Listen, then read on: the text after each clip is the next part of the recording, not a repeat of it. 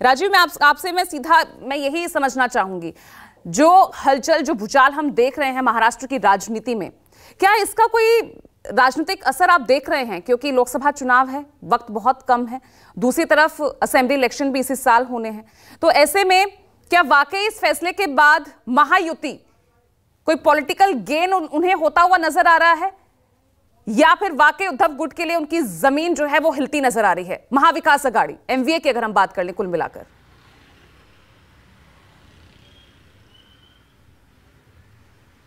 देखिए पूजा, ये जो स्पीकर का फैसला आया है, ये इतने दिनों के बाद आया है, करीब 11 महीने के बाद, और अब 10 महीने से भी कम, 10-11 महीने कार्यकाल महाराष्ट्र विधानसभा का बचा हुआ है।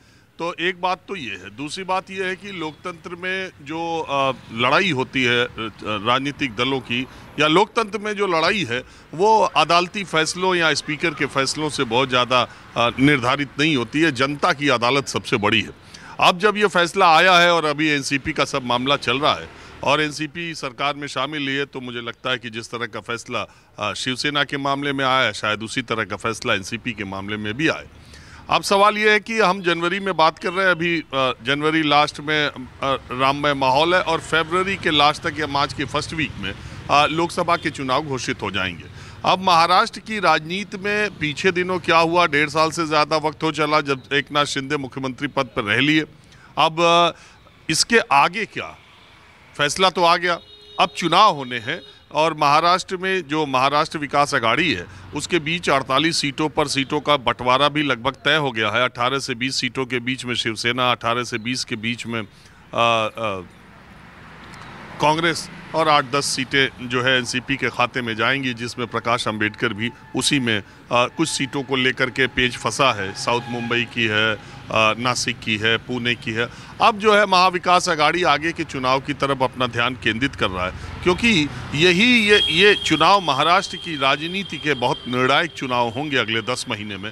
यही तय करेंगे कि उद्धव ठाकरे अपने पिता की विरासत की शिवसेना बचा पाए या उनकी शिवसेना चली गई, और दूसरी तरफ शरद पवार अपने जिंदा रहते ये देख पाएंगे कि एनसीपी जो उनकी बनाई पार्टी है वो उनके पास रही और जनता का समर्थन उन्हें ज़्यादा मिला, या उन्हीं के बनाए भतीजे अजीत पवार उनकी पार्टी को उनकी आंखों के सामने लेके चले गए। जनता ही इस बात का फैसला करेगी कि असली एनसीपी और असली शिवसेना कौन है। जनता ही ये फैसला करेगी कि शरद पवार के मामले में तो परिवार में ही पार्टी रहेगी, लेकिन जनता ही ये फैसला करेगी कि क्या महाराष्ट्र में शिवसेना बगैर ठाकरे टाइटल के भी सरवाइव कर सकती है, या बन सकती है, या रह सकती है।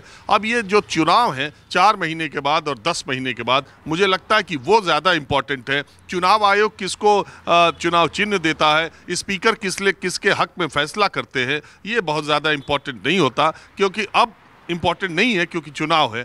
मैं आपको एक पुराना किस्सा भी सुना देता हूं। 2002 में जब उत्तर प्रदेश के विधानसभा के चुनाव हुए थे और उसके बाद किसी को बहुमत नहीं मिला था, तो संख्या के लिहाज से गणित ऐसा बन रहा था कि बीजेपी और बीएसपी की गठबंधन की सरकार बन सकती हो। बीजेपी के जो स्थानीय नेता थे उसमें लालजी टंडन को छोड़ करके ज़्यादातर लोग बीएसपी के साथ हाथ मिलाने के लिए राजी नहीं थे, लेकिन अटल जी का और केंद्रीय नेतृत्व के दबाव में राजनाथ सिंह जिनके नेतृत्व में चुनाव लड़ा वो भी तैयार हुए, और इसके बाद वहाँ पर बसपा की सरकार बनने की बात हुई, मुख्यमंत्री मायावती बनी।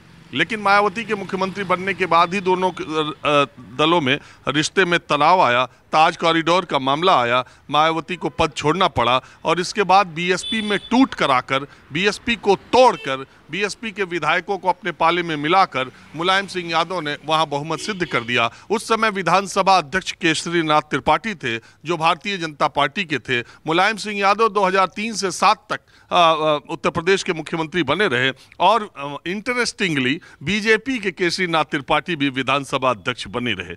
ये सब कुछ हुआ, उनका कार्यकाल खत्म हुआ, 2007 का चुनाव हुआ, उत्तर प्रदेश ने पहली बार बहुत दिनों के बाद पूर्ण बहुमत की मायावती की सरकार बना दी, और जो मायावती की सरकार पार्टी टूट करके ऐसा हुआ, 2007 में मायावती को जनता ने पुरजोर समर्थन देके पूर्ण बहुमत की सरकार उत्तर प्रदेश में बनवाई।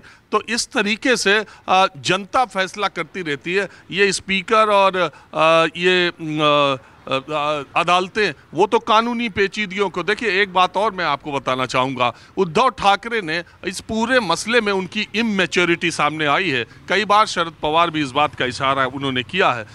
देश में फेसबुक लाइव के जरिए इस्तीफा देने वाले देश के पहले मुख्यमंत्री किसी राज्य के उद्धव ठाकरे हैं। वो दबाव सहन नहीं कर सके पार्टी में टूट का, और वो उन्होंने एक तरह से समर्पण करके फेसबुक लाइव के जरिए अपना इस्तीफा दे दिया। अगर वो पद पर बने रहते और सदन में बहुमत परीक्षण की नौबत आती तो शायद परिस्थितियां कुछ और होती। दूसरी बात, 2018 में शिवसेना के संविधान में बदलाव उन्होंने किया, लेकिन इस बदलाव की जानकारी उन्होंने चुनाव आयोग में नहीं दी, जिसकी वजह, जो बहुत बड़ी उनकी वजह बना कि 1999 के संविधान को ही मूल संविधान माना गया। इन दो गलतियों की वजह से भी शिवसेना, उद्धव ठाकरे ने ये कानूनी पेचीदगियां है, जिसकी वजह से शिंदे गुट को इसकी तकनीकी और कानूनी उनको ताकत मिली, और इसलिए उनके पक्ष में फैसला भी आया।